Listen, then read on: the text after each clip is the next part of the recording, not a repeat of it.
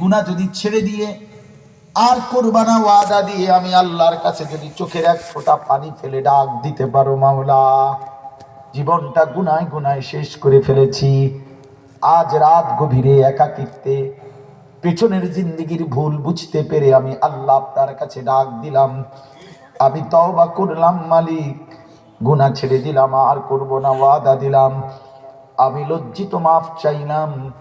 কুল ইয়া ইবাদিয়াল্লাযীনা আসরাফু আলা আনফুসিহিম, আল্লাহ বলে বন্ধুরে আমার ওই বান্দাদেরকে বলে দেন যারা জীবনটা গুনায় গুনায় শেষ করে ফেলেছে, যারা জীবনটা নাফরমানিতে শেষ করে ফেলেছে, ওদেরকে বলেন অন্য কোনো দিকে না যাইতে, যদি হায়াত থাকে আমার কাছে ফিরে আসতে বলেন, আমি আল্লাহকে ডাকতে বলেন, তওবা করতে বলেন, গুনাহ ছাড়তে বলেন, আর করবে না ওয়াদা দিতে বলেন।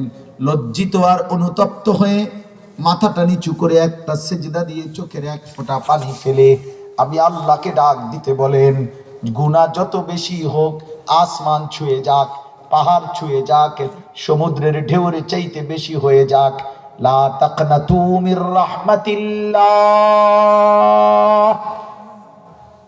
আল্লাহর শাজিন থেকে ডাক দিয়ে বলবে বান্দা কোনো নিরাশ হইও না, তোর মালিক এত বড় মালিক, তোর গুনাহ যত যাই বেশি, তোর মালিকের গফফার মাগফিরাত তার চাইতে কোটি গুণ বেশি। ইন্নাল্লাহা ইয়াগফিরুয যুনুবা জামিআ, নিশ্চয়ই আল্লাহ সব গুনাহ মাফ করে দিবেন।